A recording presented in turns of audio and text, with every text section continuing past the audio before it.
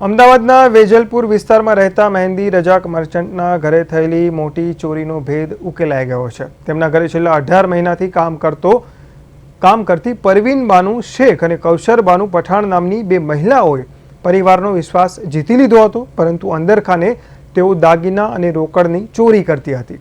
ઘરમાંથી કિંમતી સામાન ગાયબ થતાં માલિકે સ્પાય કેમેરા લગાવ્યા હતા, જેમાં બંને મહિલાઓ રંગે હાથ ચોરી કરતી પકડાઈ ગઈ। વેજલપુર પોલીસ મથકે ફરિયાદ નોંધાયા બાદ ક્રાઇમ બ્રાન્ચે તપાસ હાથ ધરી હતી અને બાતમીના આધારે ખમાસા પાસેથી બંને મહિલાઓને ઝડપી લેવાઈ। આરોપીઓ પાસેથી સોનાની વીંટીઓ અને કડી, ઝુમ્મર સહિત લાખો રૂપિયાનો મુદ્દામાલ મળી આવ્યો છે। પોલીસે આ મામલે કાયદેસર કાર્યવાહી હાથ ધરી છે।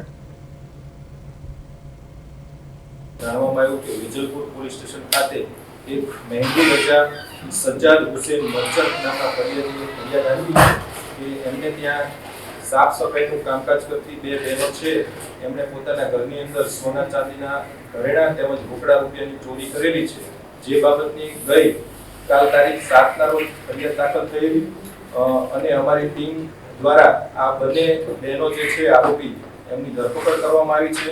કુલ 2,53,500 નો મુદ્દામાલ કબજે કરવામાં આવ્યો છે, જેમાં રોકડા 55,000 તેમજ સોનાની અને